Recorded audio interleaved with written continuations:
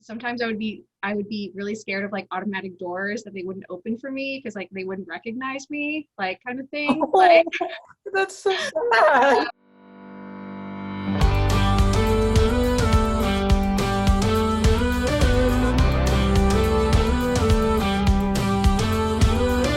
Do you ever feel you don't get out what you're putting in? All your hopes and efforts are all in vain. Who will pick you up when you've lost everything? Does it all become for granted with a wedding ring? Oh, there must be more. There must be another way. There must be conscience. Different things in different ways. There must be love. There must be a reason. And a little bit of faith has got to come my way.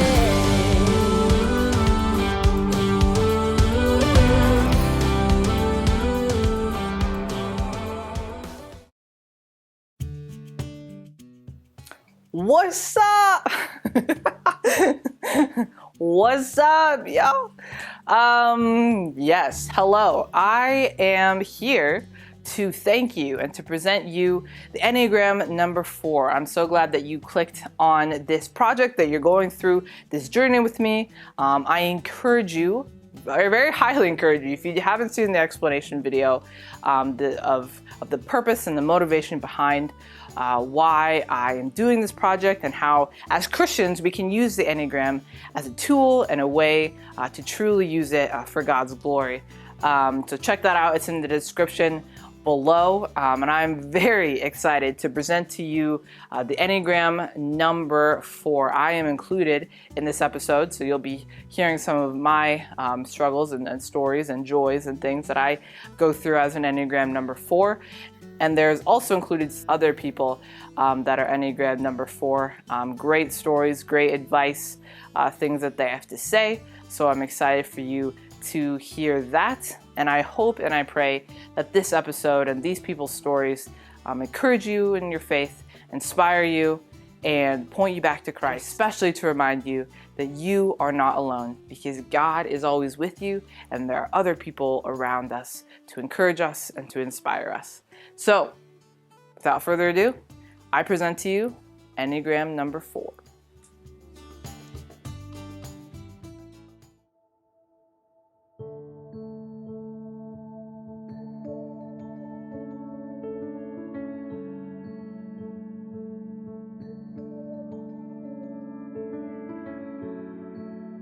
So we're going to talk, this preview is going to be the essential message that this number received often as a child, and it was a wounding message, or a message that told them they're not enough, they're not worthy, it's not okay.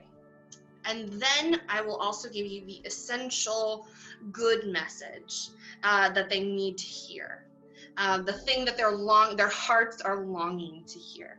Number 4s are, it's okay, it's not okay to be too happy in this world. It's not okay. And the thing that you're longing for is that you are seen and valued for you.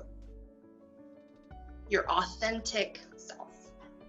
It's that desire to be authentic and a relentless pursuit of that authenticity. And always trying to figure out what that means or what that looks like, because deep down they're afraid they're not being authentic.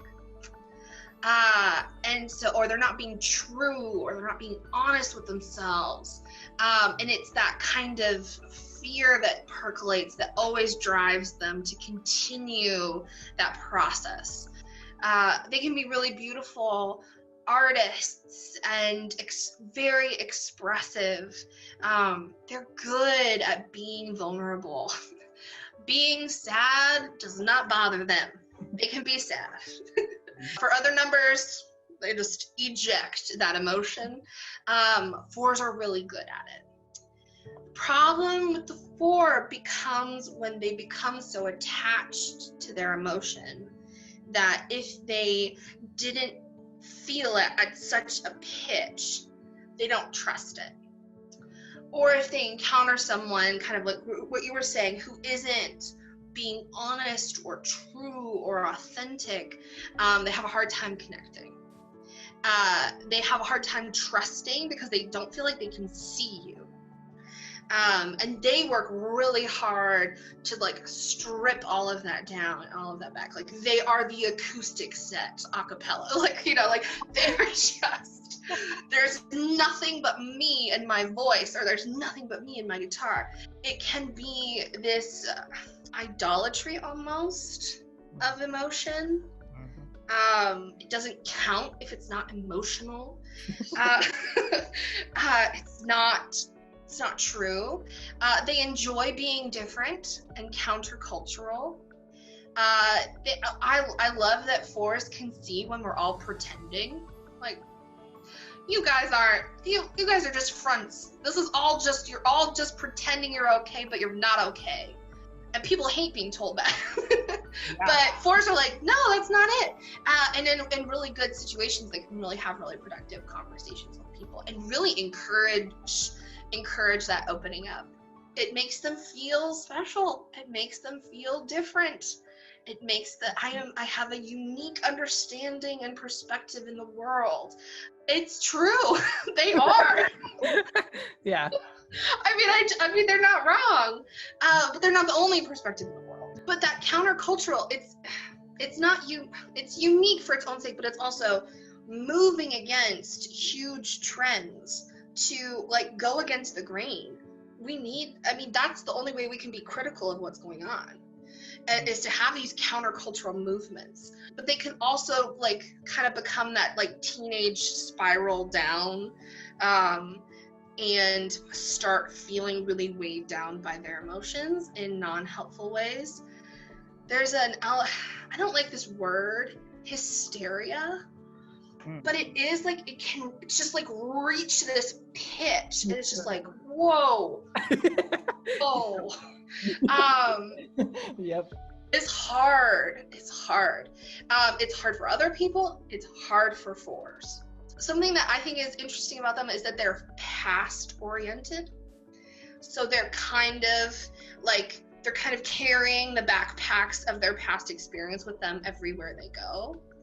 And they can kind of get wrapped up in that and have a hard time being present, or a hard time imagining a future, because all they know of their authentic self is basically everything that's happened in their life so far.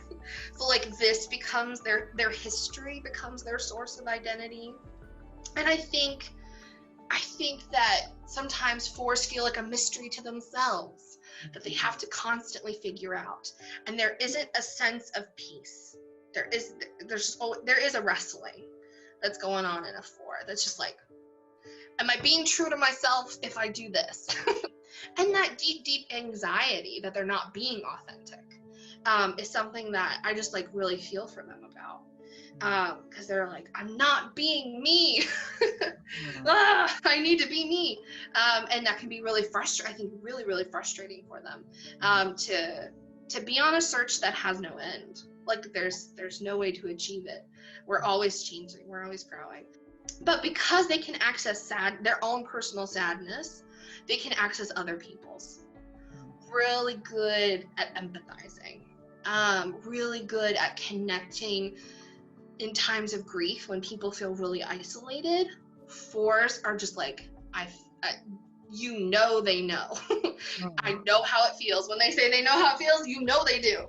And that can be really beautiful. I'm a 9, so I numb.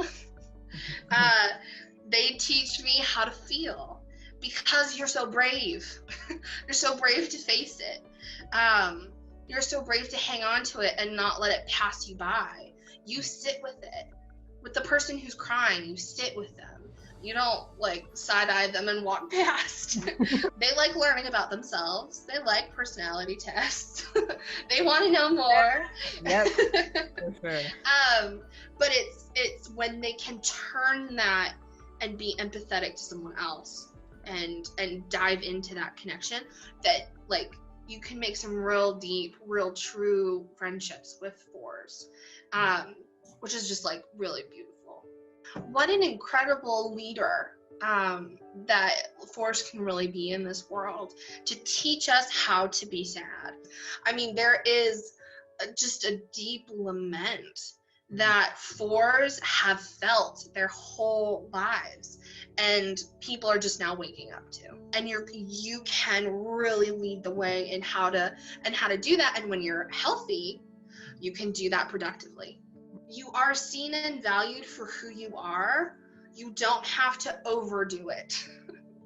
You don't have to be so vulnerable that you're in pain. It's just like by stripping back all the layers until it's like, oh no, we've gone too far. And it's just like, no, that's not it. There's a healthy way to, it's balance in all directions for every number. There's a healthy way to feel sad. There's a healthy way to really desire to dig into who you are. There's a healthy way to be vulnerable. Not oversharing, not We're good at overshare. Yeah. Because they just are, I'm so vulnerable. Or can't you see? They're doing it because they want you to see who they are. Yeah. Don't you see who I am? Don't you value who I am? Can't you see? Yes. The Lord can see you. Other people might miss you, but the Lord sees your heart. And sees who you are and knows who you are.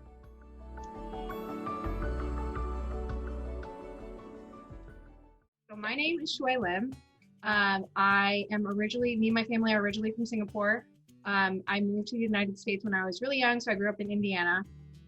In the past couple of years, I was actually in Melbourne, Australia for work, and then I came back to the United States at the beginning of last year, and I moved to Mason, Ohio at the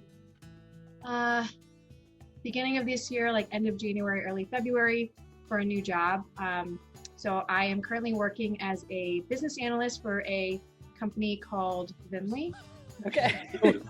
My name is Neil Matthews. I am a host of a podcast called Other People's Shoes. I live currently in the great state of Oregon. So that's out on the West Coast. For those that are not familiar, geographically speaking, we are above California and below Washington. So if you're worried about that.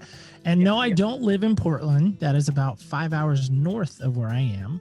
I am in a little community called Medford, Oregon, and we are about 25 miles from the California border. So that geographically tells you where I am.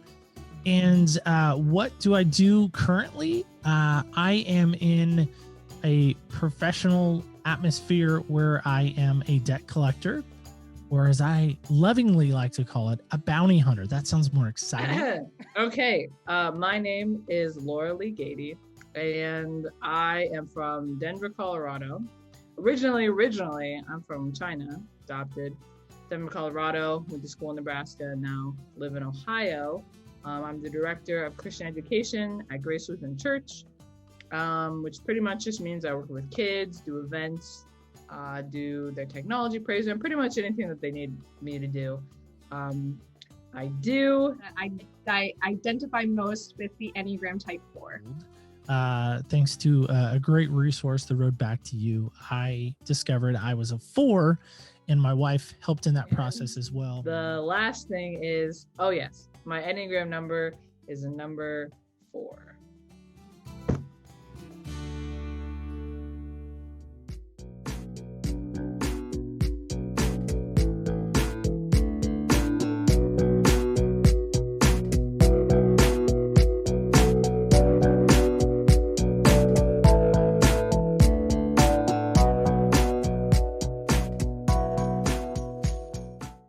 So the deadly sin of your number, our number, the 4, is envy.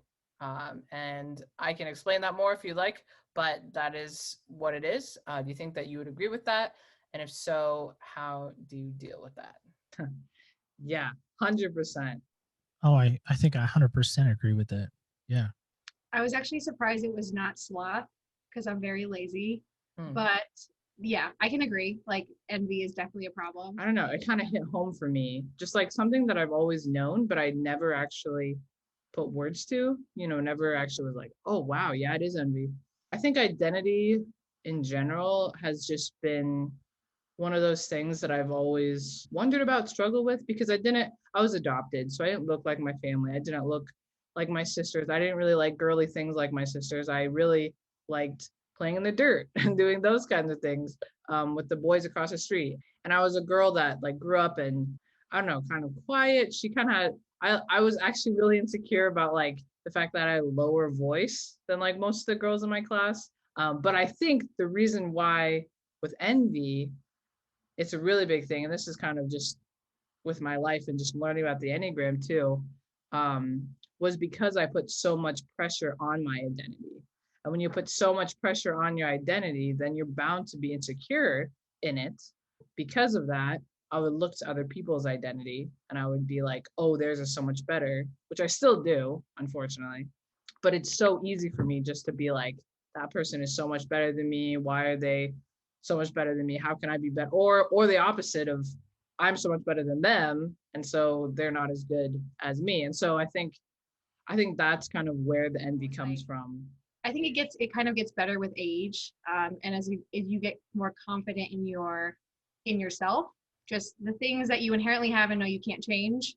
But I remember like being younger and always being really self-conscious and looking around at other people being like, why couldn't I be like that? Or why couldn't I have that? Or why couldn't I do those things? Like those were kind of always questions in my mind. I think it was also hard like growing up with like siblings and like being the third and four, and it's like your parents naturally compare you to your siblings too, so then you start comparing yourself to them and to other people, and like that's hard too. Yeah, So many labels we throw on ourselves, or so many labels I've thrown on myself. Well, one of the other labels I have is being the youngest of four. So I'm the youngest of four kids as well. And so always fighting, clawing, scratching, trying to get noticed, trying to do, everything in my power to be seen, to be heard, to be, appreciated, to be valued. And I think that falls into the four as well, right? Always searching for value, always searching for appreciation, always searching for, the next thing, the next thrill, the next whatever, right? In the podcast arena, it's so easy for me to look at someone else's story or numbers or show success and think, well, why couldn't I get so-and-so? Or why doesn't so-and-so want to be my guest? Why couldn't I? It's just this natural comparison game. How I deal with it now is being super thankful for what I have and like rooting people on for what they're doing. And I think that has been a huge thing for me, even if it doesn't feel as genuine as I think it does in the moment. If someone tells me something and I feel jealous right away, I'm like, you know what? They're doing awesome. Let me cheer them on, even if I'm not feeling that way right now. And somehow it just like, it comes across really well because then they respond well to it. And then I respond well to them responding well to it. And then it's all just like this big celebration. And I'm a supporter and I can humble myself and support them in that way. So I think pointing to God, looking at his promises, and then realizing like, what would I have to do to get to that point? Do I want to do that? And also just celebrating what I have and celebrating what they have in that moment has really, really benefited me. Like life isn't fair. Like great things are gonna happen to people that are not gonna happen to you, and like great things are gonna happen to you that are not gonna happen to other people. Like it just, you can't live your life comparing yourself and your experiences to everyone all the time. Like that's just not a healthy way to live. Being like happy with your life and what you have, and not trying to like always search for and think about like what you don't have. It's just like changing your mindset. It's like glass half full instead of glass half empty. Yeah, right. I think it's a daily struggle of having to submit to it and to give it over daily, to say, as a disciple of Jesus, to say, God, take this from me. Like every single day. And it's even a heart check. Like when I see something or hear something or perceive something, I'm always like, I could do that. God, thank you. Thank you for blessing me with that person in my life to hear that message or to see that thing. God, you really used them there. And instead of trying to make it about me, I try to make it about them. I'm like, you know what, God, thank you. Thank you that I was allowed to hear that. Thank you that I was allowed to, witness this and experience this. And man, they did a great job. If you're really encouraging, you can also be very discouraging. So to use all those gifts together to say, I'm not going to allow that to rule my life, rule and govern my life.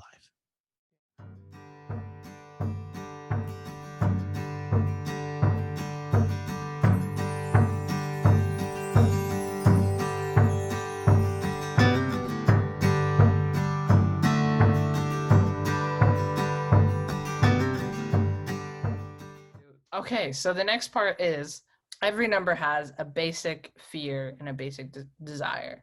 And the basic fear, according to this research that I did for the 4, is basic fear is having no identity, and the basic desire is being uniquely themselves. Does this sound familiar? And if so, why do you think that is? I always want to stand out. I want to stand away from everyone, which is just really hard, right? Because to me, people could look at it like, oh, you're just trying to get attention to yourself. And there is a little bit of that, perhaps, especially when I was younger. I think now as an adult, I really want to stand away from everyone else because I want to seem different. I want to have a different voice. I want to have a different message. I want to have a different, I don't know. I don't want to be like everyone else. I know what the Bible says, right? I'm a child of God. I'm a child of the King. That should be enough for me. That should be it. But I want to add more to that, right? I'm like, yeah, but I'm this in God. Oh, but I'm that. I think that's where the struggle runs into is I have to be, and this is a word that is just really hard for me to really deal with, and that's content. Is I'm never really content. And to me, that's what my life has been really kind of centered around is this idea of never really stopping because I'm always like, okay, what's the next thing? If I wasn't as introspective as I am, I don't know how I would be able to function in my life.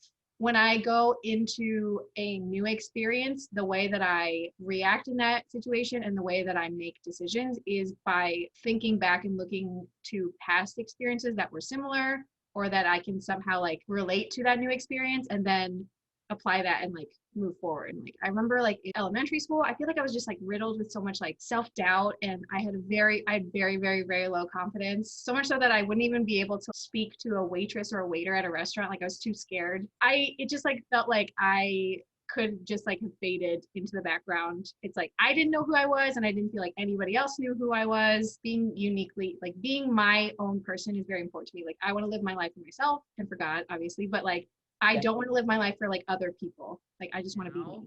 Okay. I think what matters to me, the basic fear in that is not knowing what I'm feeling, what I'm thinking, and almost like how to take care of myself in that way in order for me to function in the world. It is having an identity, but I think it's mainly fear out of not being able to be authentically myself or not being able to know what I'm thinking and feeling in order to help other people and in order to do the things that I need to do.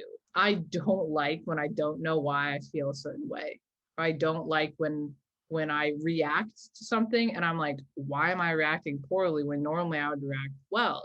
Oh, maybe it's because I didn't sleep well, or maybe I'm dealing with something that I'm shoving under the rug. Or I think that's kind of the main thing of the fear and that almost kind of the anger of myself of I can't do my job. I can't take care of the relationships that I have. I can't take care of myself if I don't know what I need, if I don't know what I think, what I feel in the moment. Uniqueness is good in certain situations to see what other people don't see and to see the different sides of a situation or something. Sometimes I just go against the grain when I don't necessarily have to go against the grain. Instead of putting God first in those things, I put what I think in front of God. So I think, oh, I know what's best in this situation in my job. So I need to look more into myself in order to be better at my job, in order to be more authentic in myself or in my relationships. I need to look more into myself to figure out their problems, to figure out, how to help them. And in a way, I think that's a beautiful thing, but I think sometimes it needs to be a little bit more balanced with God and looking to him first.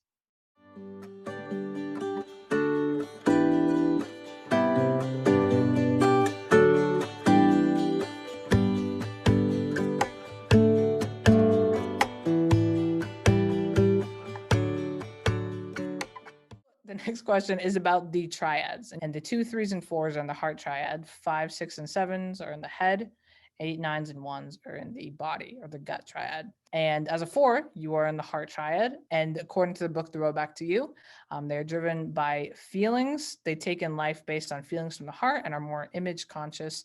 They ask, what will others think? And the 4s tend to focus inwardly. What in your life can attribute to being in this triad, kind of based on what you know and what I just said? Like, I like to talk about emotions, like positive or negative, like yeah, those kind of things definitely don't like scare me. I think it's like really easy for me to like tell when people are off, and like when I'm off, it's like hard for me to like act happy or like be happy if I'm not happy. I think I'm also sensitive in like the negative way of like being sensitive when like people criticize me is especially true when I don't think that what they're criticizing me of is valid, or the way that they do it is not in a good way. It's like my boss, he's very straightforward. It's like if I'm doing well, he's going to tell me I'm doing well. If I'm not doing well, I'm going to know immediately, and he's going to tell me why, and he's going to have examples to back them up. He's not going to just say like, hey, you should do this better. And I'll be like, what does that mean?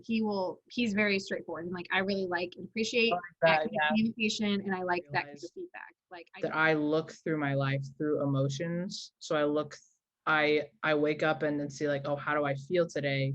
Kind of check in with myself.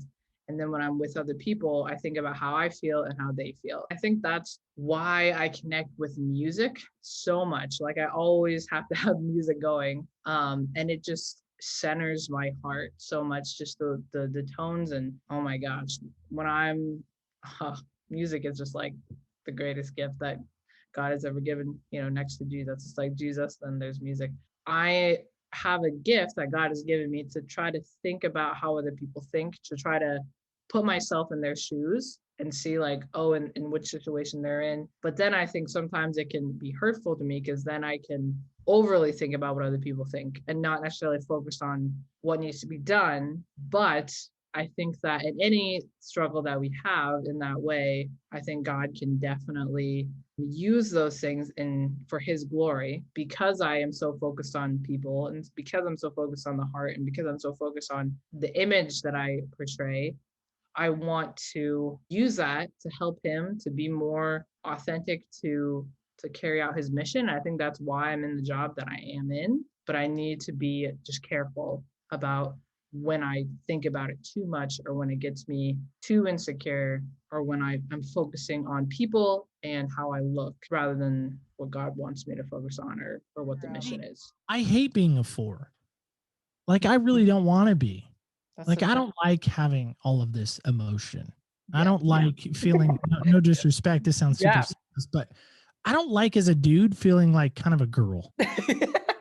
That's not sexist. It's not meant to be, but as a dude, like my wife's watching Grey's Anatomy and I'm like crying. Why am I getting emotional over a stupid TV show? I don't like that aspect. I want to be the, rough and tough macho dude. I don't want to be the crying little sissy lala girl. But no, I think I'm very image conscious. I'm very much, what I'm going to wear, is it going to, create a reaction? Is it going to spark a conversation? Is it, I might intentionally wear things that I know are going to, strike that conversation on purpose. So very image conscious. I have to ask my wife, like, babe, does this match? And she's like, what does it matter? It's not a fashion. I hear quite often, it's not a fashion show. I'm like, yes, it is. That's Do these shoes match the shirt? Yes. Yes, they do. Yes. Stop asking me.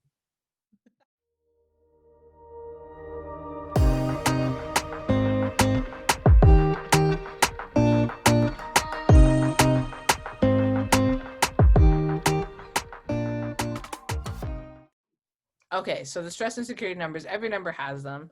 When you are stressed or insecure, you go to kind of the negative sides of another number. And when you are healthy and secure, you go to the positive sides of another number. And you can definitely agree or disagree with that.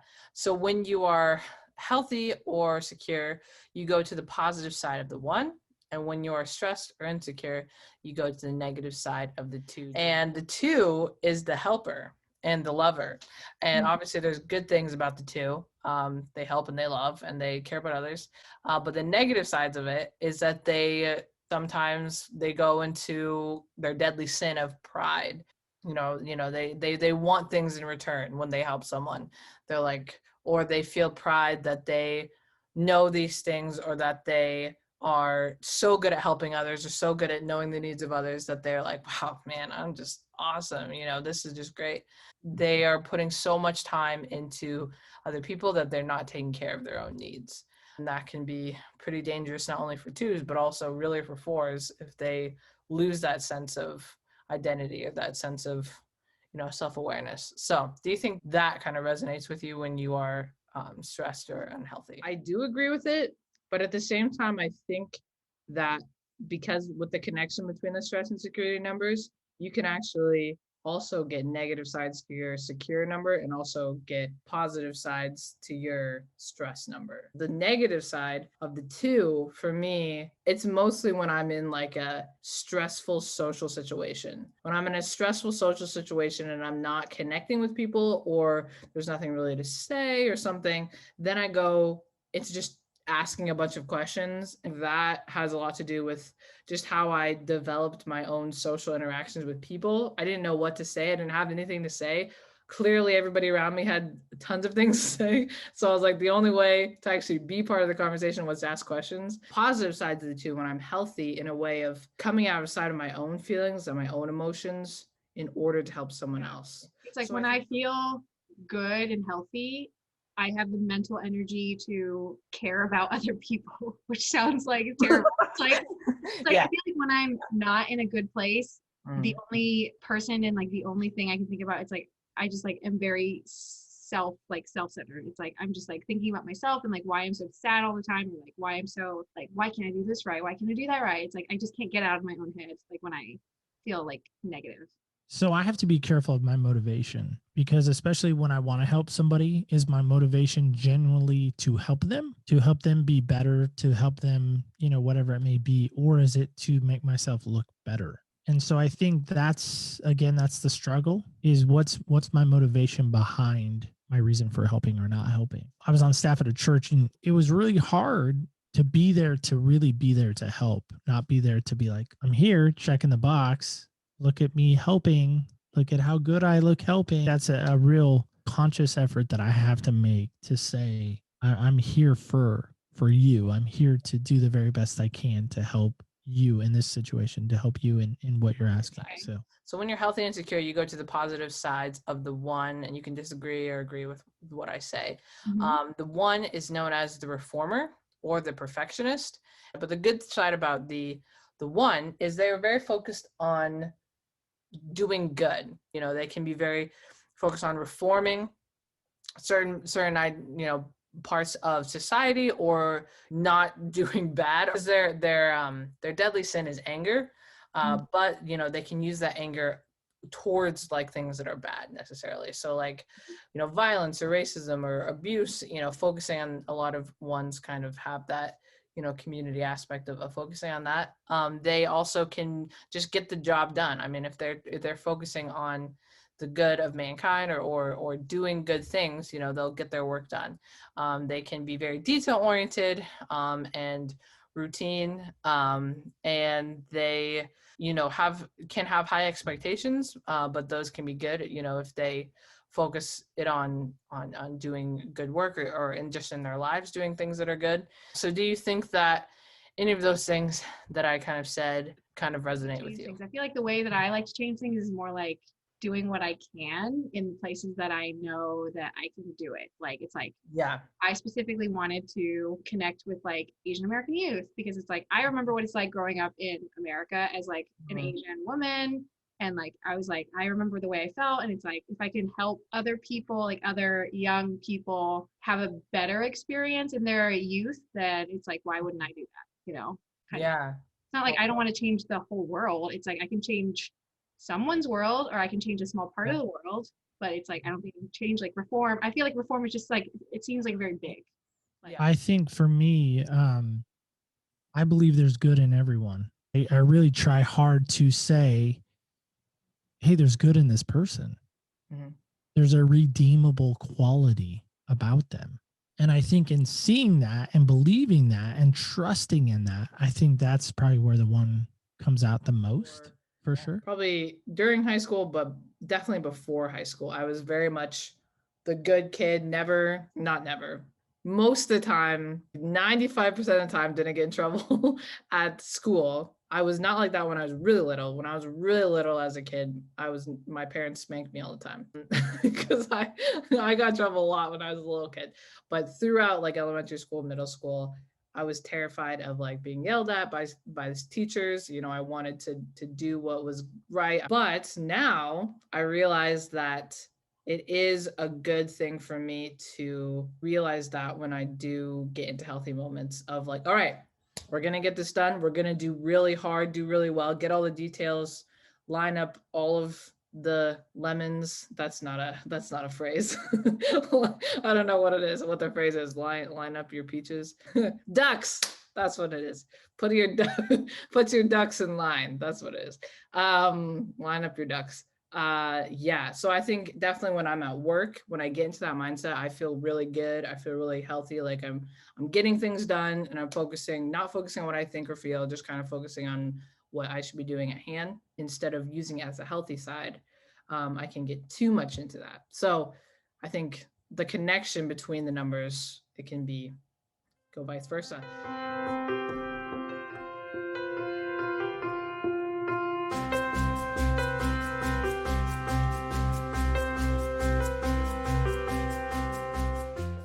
The next few questions are kind of shifting gears into talking about faith. And we're starting with the Bible characters. You know, we can't say that these Bible characters are these numbers because they're dead and we can't like ask them to take this test or whatever. But they show characteristics of some of the things that fours represent. One of them is actually King Saul. And I know we're both disappointed. He had it all.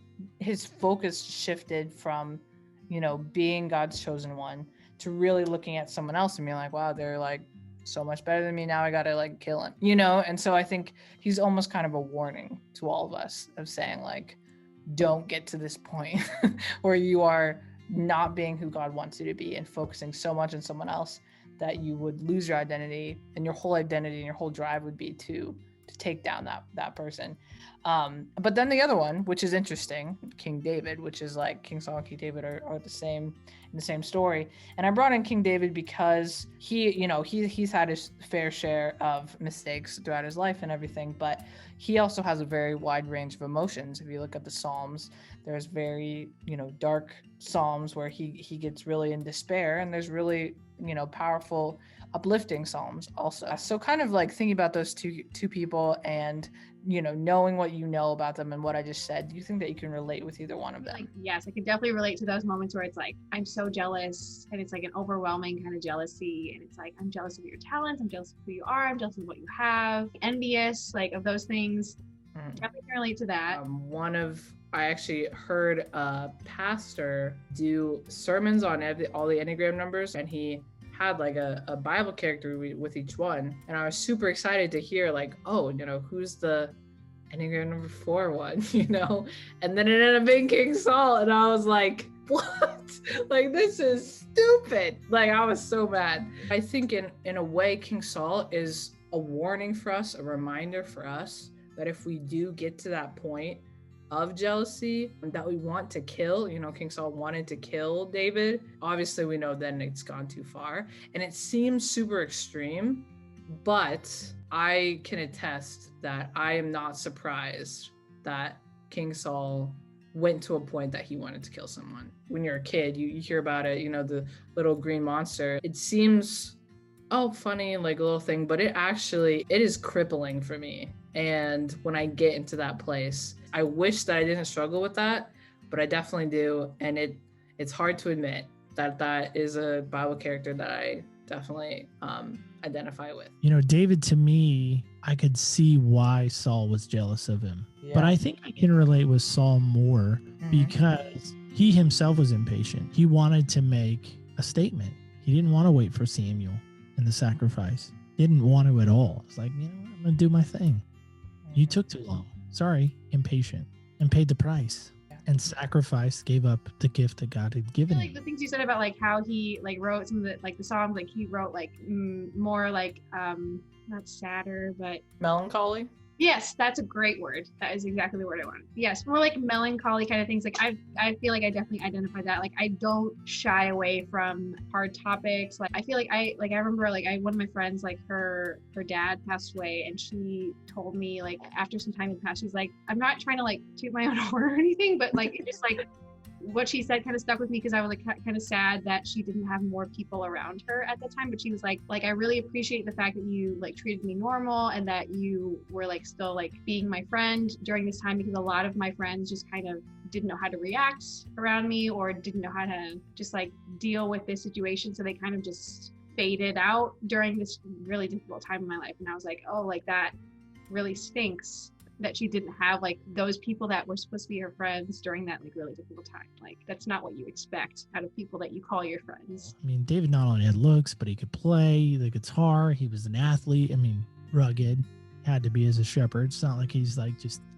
you know, kind of a heavy set dude. David seems more at peace with who he was. Saul seemed to struggle with that. I do relate to David in a way of the music and the sadness, the way that he connects with sadness. You know, I want to be someone that is after God's own heart, and I think I'm still working on that. I don't think that I'm there yet, but I do think I just have to remind myself, this is not the most important thing. You know, this is not, I don't have to look like her. I don't have to do the things that she's doing. I don't have to be super awesome like he is. You know, I can just be who God made me to be, and hopefully I can come out of that jealous state.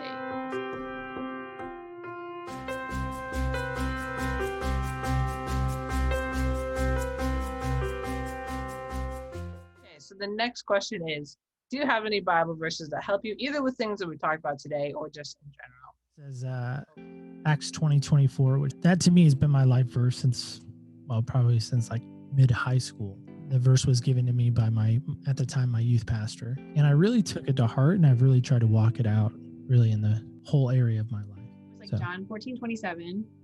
Because me and my family, we actually ended up moving overseas in the middle of my 8th grade year. I was confirmed like alone, like by myself. So that was like already like freaked out, like because usually we get confirmed like the whole class, and actually like the pastor chose my verse for me. Like I said earlier, it's like I get in my head a lot, I doubt a lot, I like just get really caught up in like with my thoughts and stuff, and it's like, hold on, take a step back, like God is there, he's got my back, like it's gonna be okay. It's one that has been sticking out to me most recently, and one that I just like, the heart starts palpitating, is that the right word, when I hear this, is 2 Corinthians 12:9-10. With a 4, I think with identity and things, when we focus so much on it, and because we are okay with sad emotions and all that kind of stuff, we tend to focus a lot on sadness and weaknesses. And I think it also has to do with not feeling good enough. So there is kind of that weakness in us that we notice more so than maybe other people do. These verses are so grounding and foundational for me, because I realize that it's not about me, and it's not about even my strengths that God has given me. It's about relying on his grace. Because there's so many times when I compare and am envious, I just think about my weaknesses, or I think about where I fall short, but I don't need to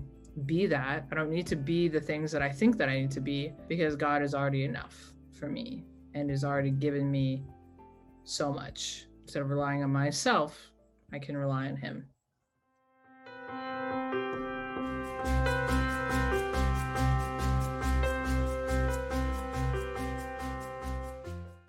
This is the second to last question. We've kind of talked about this a little bit throughout the interview, but how has God played a major role in your life and struggles with some of these aspects we've talked about today? Like, I've been blessed to like know about God pretty much my whole life. Like my dad is a pastor, my mom like is a pastor's wife, like clearly. So it's like I've been brought up in like a Christian home. Like I knew Bible verses really young, and like all the like songs and all that stuff. In a lot of ways, like I was really grateful and glad for that experience and like that childhood. But I think it got to a point where it's like it was like so familiar that I started to question, it's like, do I act like, is this actually something that I want for my life and want to believe? I had to like determine whether this is something that I actually wanted in my life and wanted to believe, or if it was something that was thrust upon me and expected for me to do. It was really easy to kind of live a Christian lifestyle when you're at home and you have parents setting the rules and all your friends are kind of, you know, similar, like they're all like going to church and like doing those things. Like it's really easy to like follow along when everybody else around you is doing those things. But even when I was like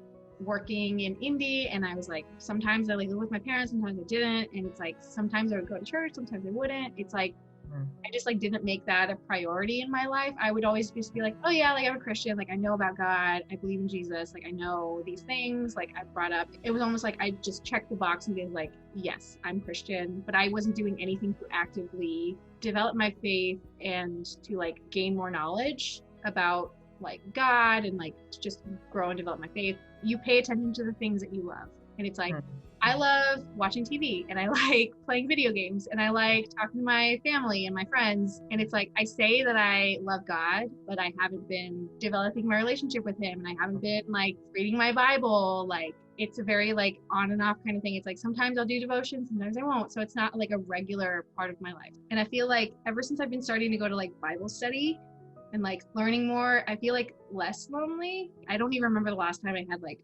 Christian friends, like people who like go to church every Sunday, like who go to Bible study, who like read the Bible, like those kind of things. Like I don't remember the last time I had friends like that. And it's like nice to be able to talk about those things and like talk about God and like ask questions and, you know, things like that.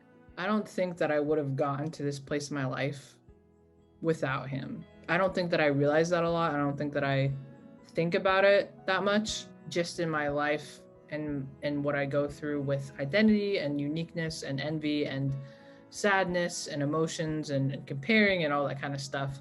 Realizing that a lot of the things that I struggle with don't matter. Like what I said before, like what is actually the thing that matters? And if what God says and who God is actually is the thing that matters, then the other things I struggle with don't. Definitely wavers day to day, but I definitely know now more confidently where I can go to have that foundation, to have that hope to, when I do struggle with those things, you know, who am I?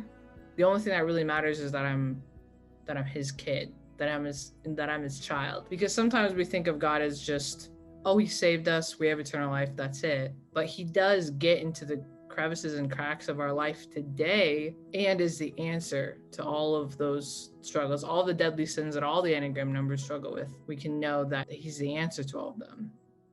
I think he has to be at the center of all my life, my struggles, my victories. He just has to be. And when he's not, that's usually when danger and bad things tend to happen. I have to surrender to him every day. I have to give up my desire, my will, my, 1, 2, 3, look at me kind of mentality and say 1, 2, 3, look at him. My feelings are not facts. They can't be the source and the governing part of my life. I've been married to my wife for 19 years. We're high school sweethearts. She's a great source. I'm part of a great home group, discipleship home group that really kind of helps rough off some of those, rough edges that I might have. So I think part of a community, and I would encourage anyone that is a 4 to get into a community, to get into a place where somebody could really push up against those feelings you're having and really say, now, are those valid? Sure. Your feelings are valid, but are they true? And that's the part I have to ask myself every day. Are these true feelings, or are they just amplified and amped up because of maybe what I'm feeling? Right.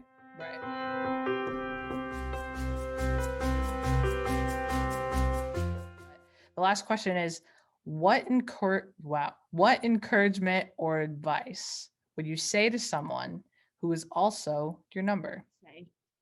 I would say that it's a long process. It's going to be frustrating because there's a lot of things that you're going to have to figure out. And it's like the only person that can figure out those things is you. And you have to take the time and you have to be introspective about those things. The only thing else I will say is it gets better with age. You just care less about things. It's nice to care less about things. It's just nicer to be more confident in who you are.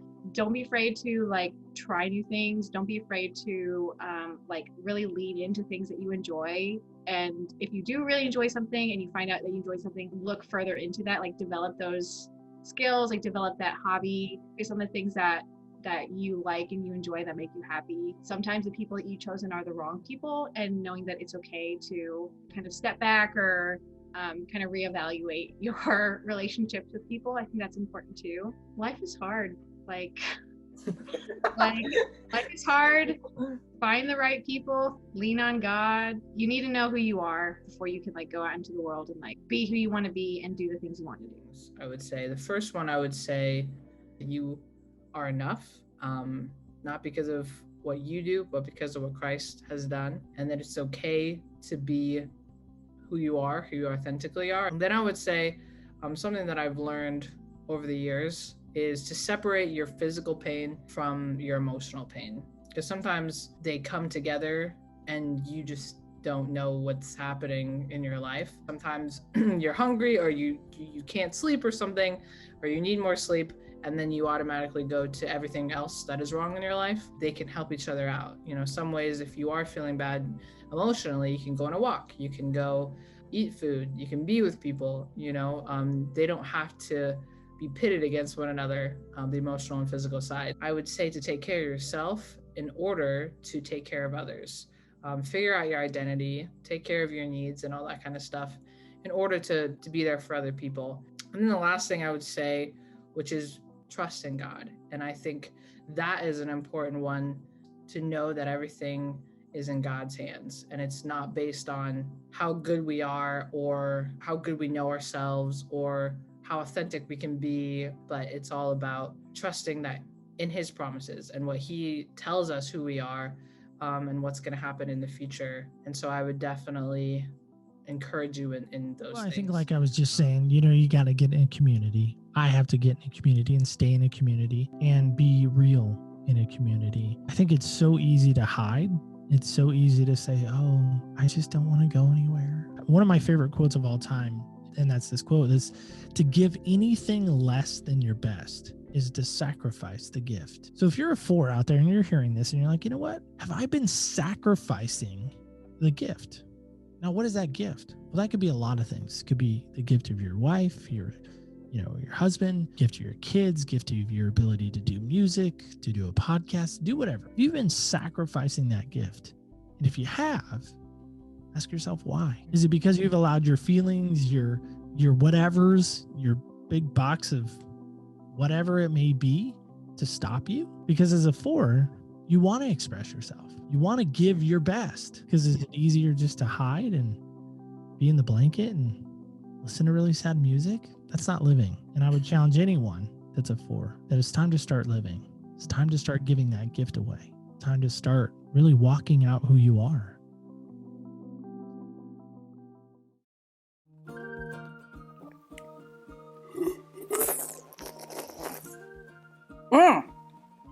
Oh my gosh, you made it to the end of the video. That is amazing. Good job. Good job. I am so glad that you got to watch, that you got to listen and hear people's stories. I really do hope that it has encouraged you, inspired you, and you can check out all the other episodes. There are links in the description below if you want to check those out. And have a great day. And I hope that you're reminded through all this craziness in this life that you are not alone. Yeah, you said it before I did. That's right. Okay. Well, you have a great day and hope to see you soon. God bless.